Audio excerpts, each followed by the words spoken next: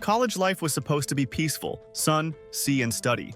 But for Iori Kitahara, it's nothing but hangovers, misunderstandings, and way too many naked dudes. After surviving his first week of chaos, he's ready to start fresh, until his new friends decide that clothes are optional and alcohol is mandatory. Between disastrous room decorations, awkward run-ins with his cousin, and a diving club that drinks more than it dives, Iori's about to learn that university life isn't about finding yourself, it's about surviving the night. If you've ever thought college life was wild, wait till you see this. Hit subscribe and dive in before the next hangover begins. The story kicks off with the chill sound of waves as two girls dive into the stunning blue ocean.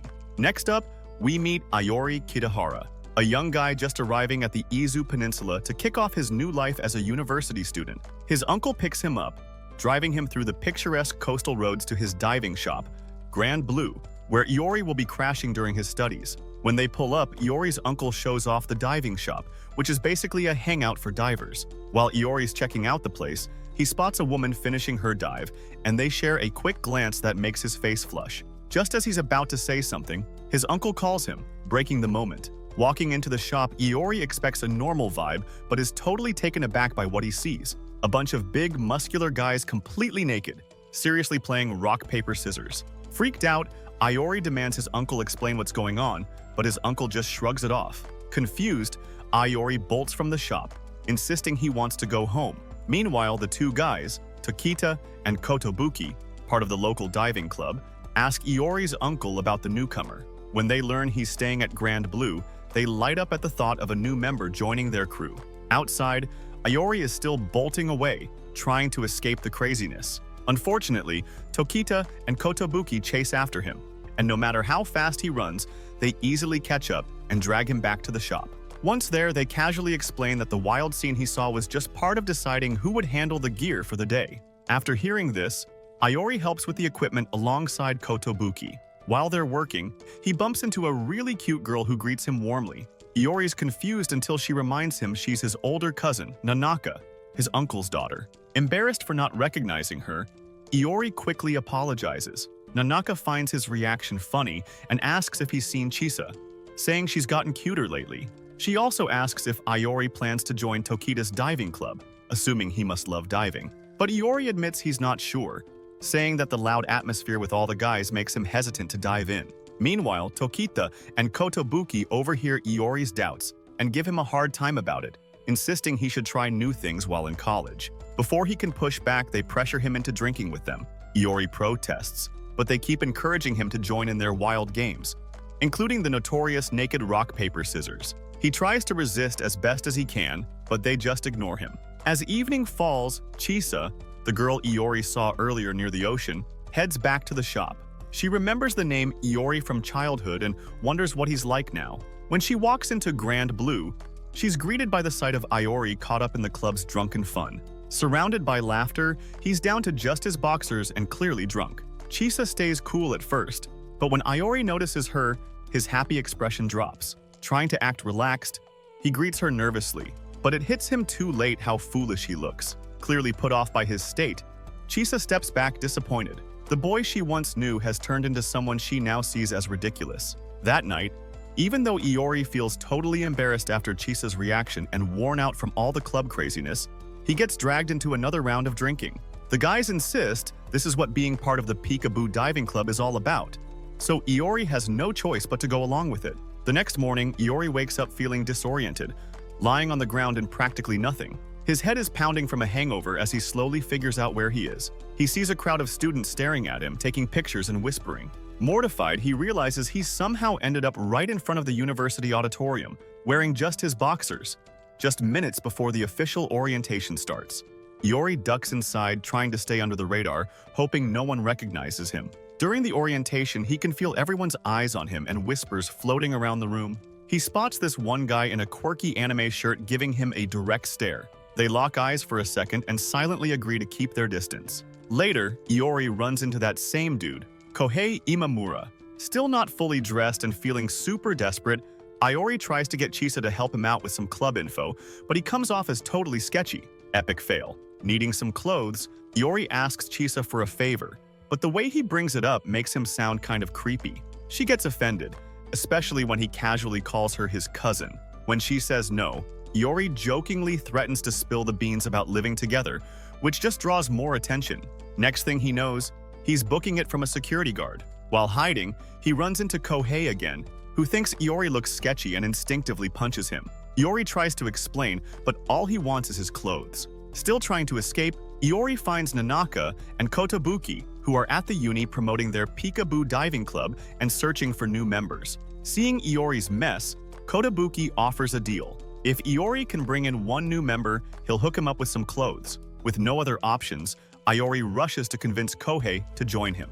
That night, Iori, Chisa, and Kohei get welcomed into the Peekaboo Diving Club by Tokita and Kotobuki. But the initiation is anything but normal. They end up in a drinking contest, thinking they're just downing water, but it's actually strong vodka.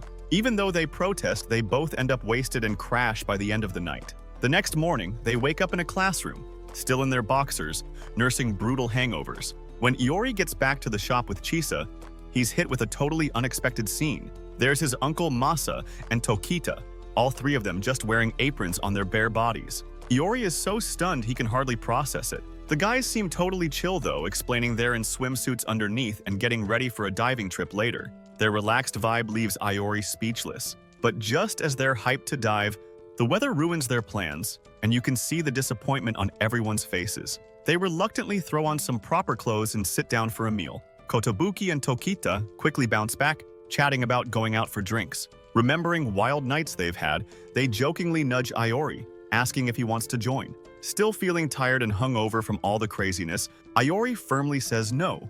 This earns him a frown from Tokita, who looks genuinely shocked that anyone would turn down a drink. During dinner, Chisa suddenly shifts the conversation, asking Iori where his room is, pointing out it's been 3 days since he got there. This catches him off guard because he realizes he hasn't actually slept in his assigned room yet. Before he can respond, Tokita and Kotobuki jump in, saying they're putting together a mixer with some girls from Umi Women's University to welcome the new members. Hearing that gets Iori pretty excited.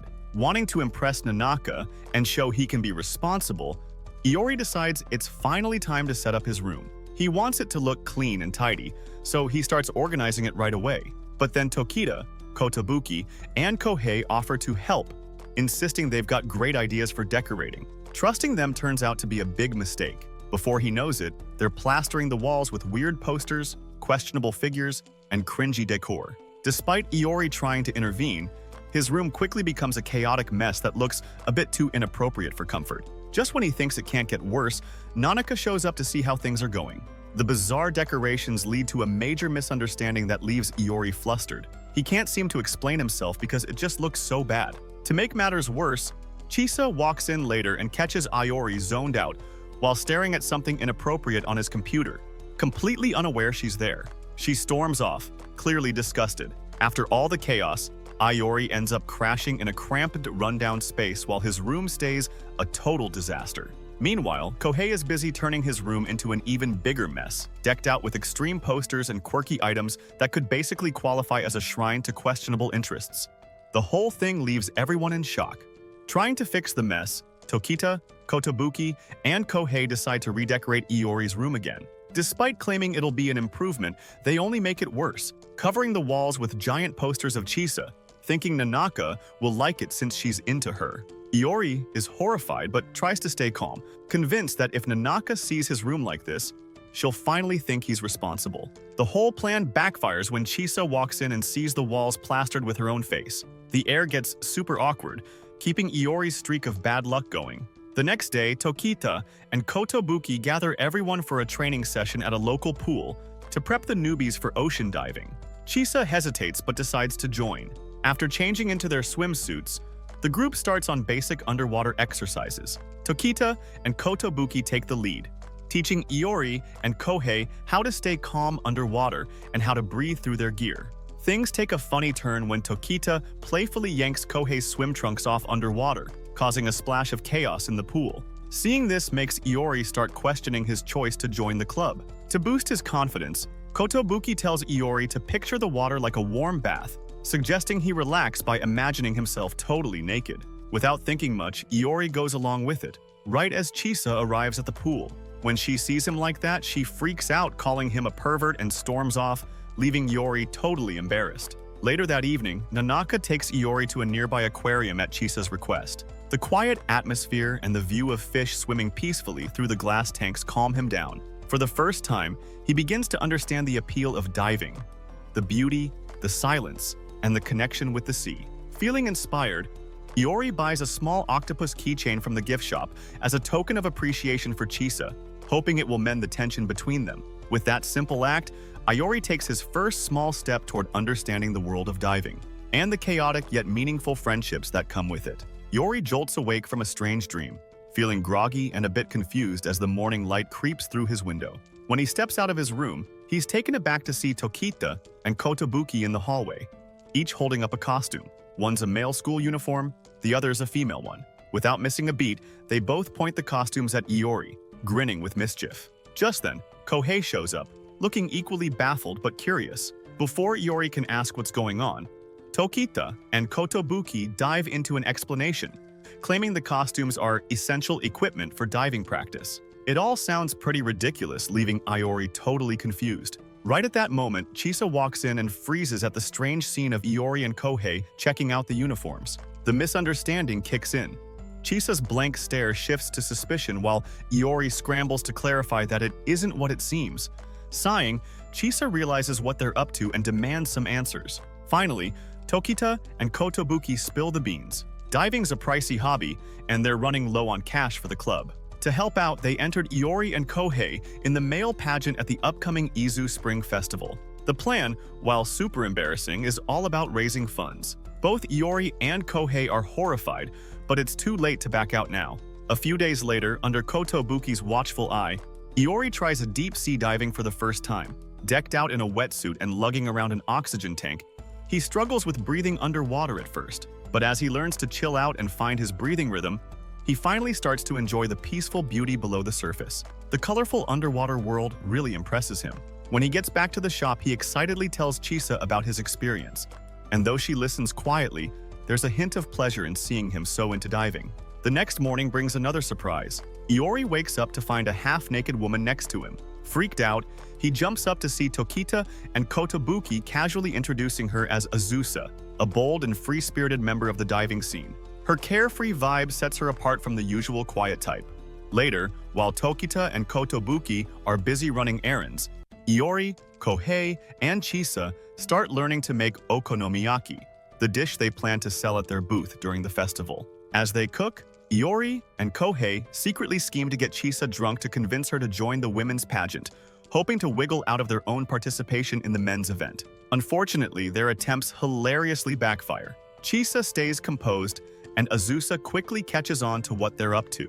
With ease, she gets them to spill their true intentions. That night, Azusa challenges the guys to a game of rock, paper, scissors and totally wipes the floor with them. With a playful smile, she convinces Chisa to give the beauty pageant a shot. By the next morning, Tokita and Kotobuki proudly announce that Chisa has agreed to enter the women's pageant, but with one condition. Iori and Kohei still have to compete in the male pageant alongside her. The whole situation leaves both guys speechless, realizing there's no escaping the awkward fate that awaits them at the festival. If your college experience doesn't involve accidental cross-dressing, you're doing it wrong.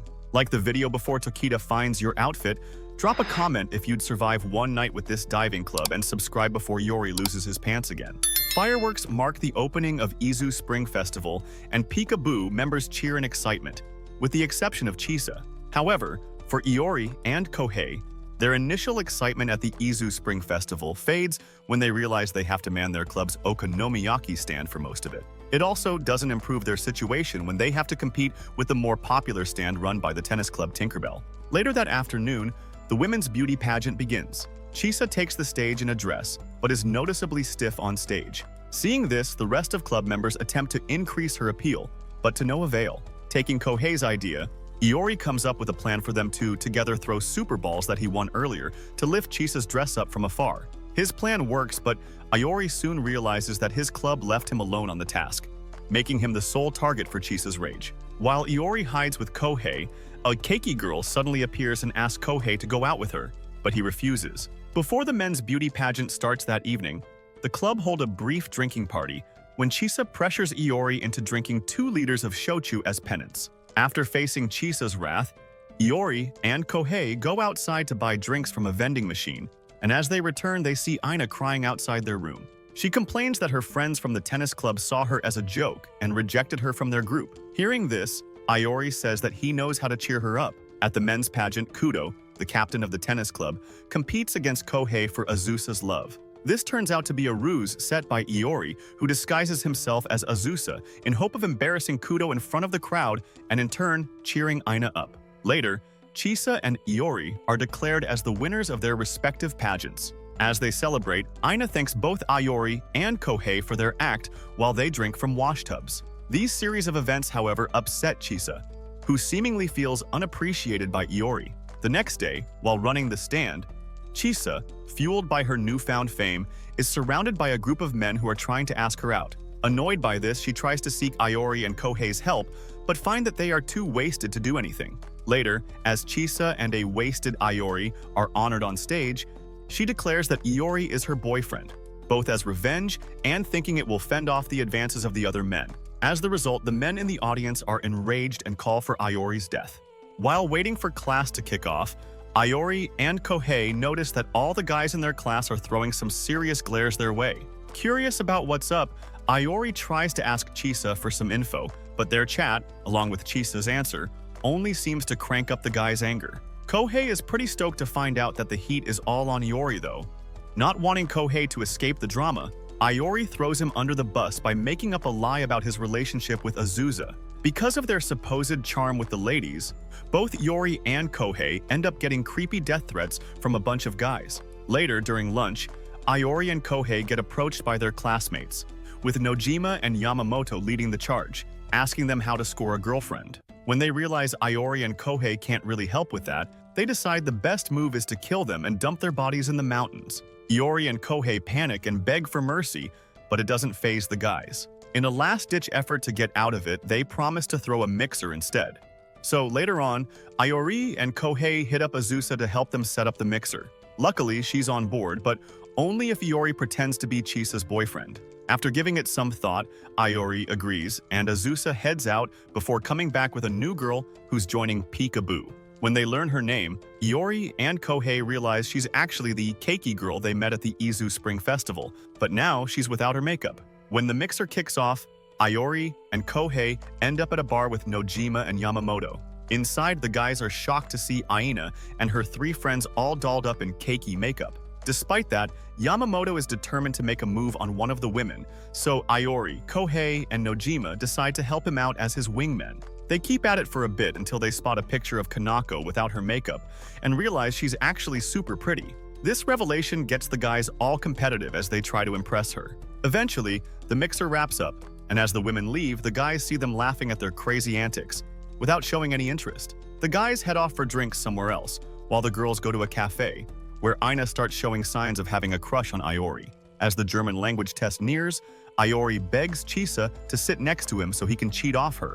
Chisa, however, isn't having it and flat out refuses. With no help from her, Iori, Kohei, and their classmates try to come up with sneaky ways to bring cheat sheets into the exam room. They all have their plans, but every single one of them flops, and they end up having to retake the test. Later on, a party is thrown at Grand Blue to officially welcome Aina into their group, Peekaboo. As the festivities kick off, Aina can't help but feel like the only sane one around, noticing some pretty odd behavior from the others. The party rolls on until just the main crew is left. When the after-party is about to start, Aina urges everyone to put on some clothes before they head to the convenience store with Chisa. While they wait for the girls to come back, Iori and Kohei get into a bit of a fight that turns into a Pocky game as a way to settle their differences. By the time Aina and Chisa return, they find the rest of the group engaged in a game of rock, paper, scissors, which really ticks Aina off. The day after the party, Tokita and Kotobuki try to teach the new members hand signals crucial for their upcoming diving trip. Since none of the newbies manage to grasp it, they spend the whole day practicing. During this time, Nanaka notices that Iori is having a hard time connecting with Chisa. The next day, she decides to pair them up as diving buddies, hoping it will help them bond. After some awkward moments, especially with Aina and the group's habit of changing clothes in public, they finally set off for their diving session. While underwater, Iori starts to see Chisa in a new light and has a great time with her. When they come back up, all the new members except for Chisa are buzzing about how much fun they have. Nanaka feels proud seeing Iori chatting with Chisa and thinks her plan is working. But her happiness doesn't last long when Chisa gets back at Iori's comments about her butt by giving him a shove right into the sea. After Iori and his classmates wrap up their German language makeup exam, they decide to swing by his place at Grand Blue to celebrate and snoop around to see if he's really living with Chisa.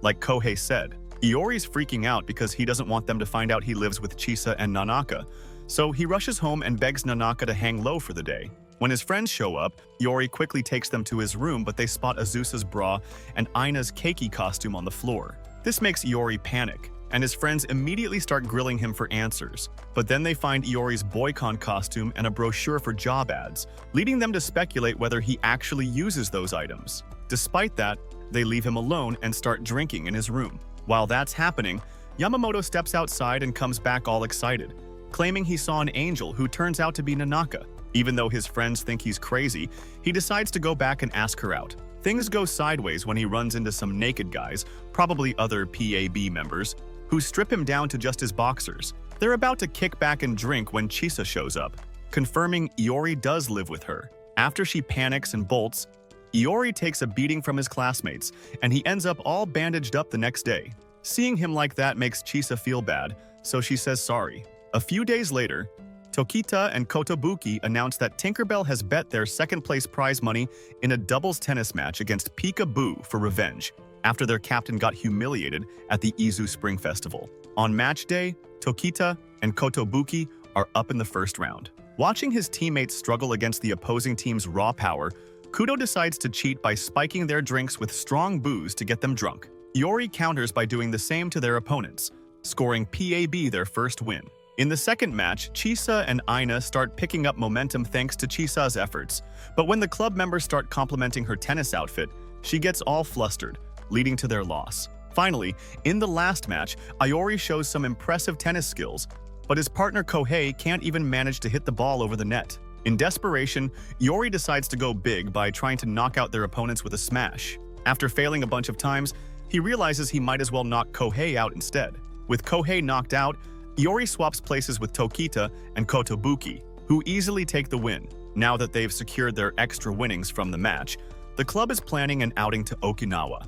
Iori Kitahara and Kohei Imamura are getting all pumped up for their trip to Okinawa, when Shinji Tokita drops by and offers them a part-time gig at a moving company, since they're short on cash for diving gear. The next day, they're totally wiped out when Chisa, Aina, and Azusa find them and ask what's up. They spill the beans about blowing most of their cash on a bar tab right after getting paid. When Azusa asks where Tokita went, Iori mentions he's out trying to make back the money they spent. Aina then figures out that Kotobuki has also taken a job, leading Iori and Kohei to wonder what he's up to. Azusa seizes the moment and suggests they all go check out Kotobuki at work. Eventually, they end up at a bar where Kotobuki is a part-time bartender.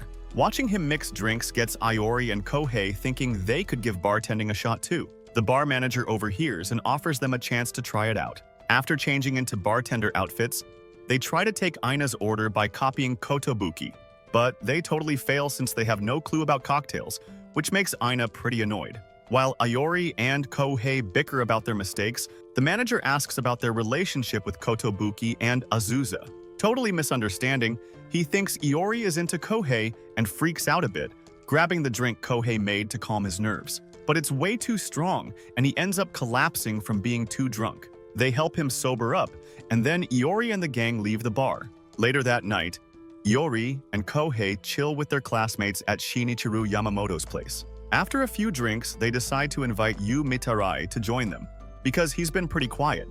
When Iori calls him, he finds out Mitarai is busy with his girlfriend, which leads to their classmates plotting ways to mess up their night. After a bunch of failed attempts, Kohei, who was initially uninterested, gets in on the fun. He pretends to be a girl after hearing that the girlfriend is Mitarai's childhood friend. This works like a charm, causing the girl to storm out in a huff, with Mitarai rushing after her to try and convince her to stay. Watching from afar, Iori tells the others that Mitarai is just as messed up as they are. And sure enough, Mitarai ends up asking the girl if he can hang out with someone else since they're not together anymore, leading to him getting thrown through the air after getting beat up. In the next part of the episode, Iori and his friends are hanging out as usual when he suddenly remembers he promised to set up another mixer. He's totally caught off guard by the thought. Later, he and Kohei start brainstorming how to get Chisa to join the mixer and come up with the idea to play Truth or Dare. Cut to the bar, which is buzzing with people. Iori manages to convince Aina and Chisa to join in on the game, even though they're a bit reluctant at first. Azusa ends up being the king first and tells everyone to take something off, which leads to the guys stripping down. Nanaka almost goes along with it until Aina swoops in to rescue the girls from that dare. The game keeps rolling, and as usual, Iori ends up with some pretty wild dares. When Kohei takes over as king, there's hope for the mixer again. He's supposed to pick Chisa, but totally messes it up and chooses Tokita instead, which lands them both in a mixer with guys. The next day, Iori is looking into getting a job at an event stall, feeling embarrassed and broke in front of everyone. Eventually, they decide to shop for diving gear, checking out all the crazy stuff. Iori and Kohei start goofing around, and Iori even starts changing in the hallway. The manager catches him while Kohei is busy checking out some spicy swimsuits. Somehow, they manage to get Chisa and Aina to try on those revealing outfits, and both girls dream about being able to buy them someday. When they finally get back home, they bring a bunch of stuff with them. The next day in Okinawa, Aina, Chisa, and Azusa are all decked out in cute but kind of questionable outfits to grab everyone's attention. Meanwhile, Iori and Kohei are stuck working their staff job. Aina starts to feel guilty and ashamed about wearing such an outfit. As they roll into Okinawa and hit their room, the guys realize they've got way less sleeping space than expected. So they decide to hit the beach and check out all the fun stuff, like banana boats. Kohei throws out the idea of riding one and comes up with a challenge. Whoever falls off the banana boat first has to give up their sleeping spot. Iori and Kohei start playing dirty tricks on each other to make the other one fall. But in the end, they both end up taking a dive. Turns out, Iori actually splashes into the water first since he's taller, so he loses and ends up with a pretty questionable sleeping spot. The next day, as they wake up and gear up for their diving test, Iori shows up, ready to go. He remembers all the answers for the test since he decided to just study hard instead of stressing about it. During the test, while they're filling out multiple choice questions, Chisa bites Iori because he scribbles something spicy on his answer sheet. In the end, they all pass the test. The next step is the real deal, diving. The freshmen have to follow all the steps and safety rules to learn how to dive properly. While they're practicing, Nanaka notices Aina's tank pressure dropping, so they all head up to the surface because of that.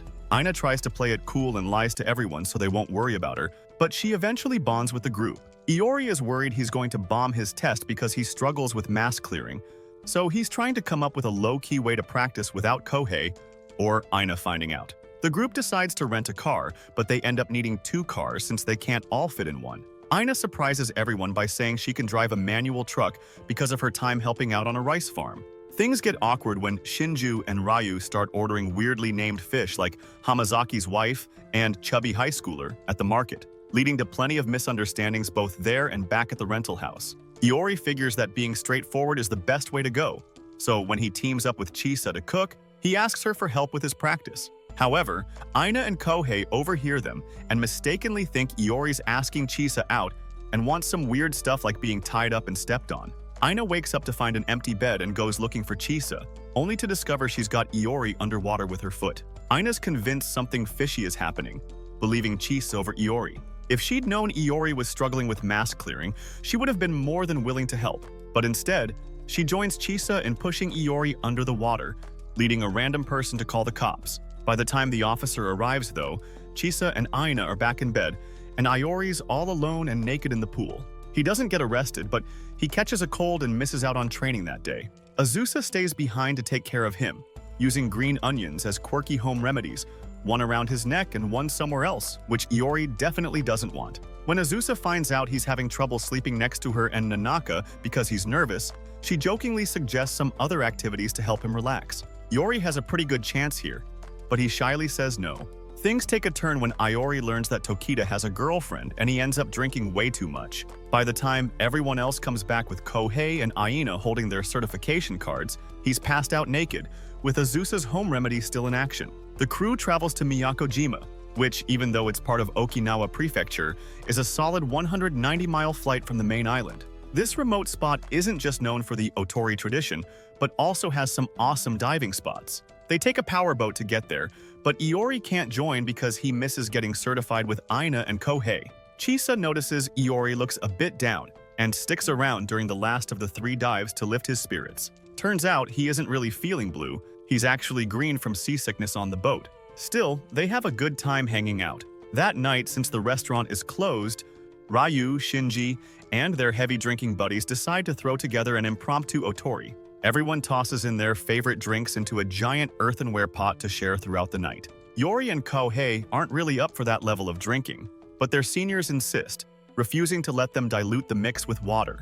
Eventually, they run out of booze, so Aina, the only sober one, goes out to grab some more. She drags Iori along to help carry it back, but he jumps in the van wearing just his boxers, which gets him pulled over by the police, even in the tropical heat. When they get back to the party, Aina accidentally grabs the wrong cup from Azusa and downs it in one go. Turns out it's the super strong Otori juice, and she quickly gets smashed. She starts going after Iori and Kohei's boxers. While trying to escape and cursing Iori for getting him into this club, Kohei realizes that joining is actually what he wants. A fun and wild first year of college. Just before Aina jumps out from the shadows, Kohei feels like it's more of a nightmare than a dream. After that, they all head home, flipping through photos from their time in Makojima and sharing smiles, even Chisa.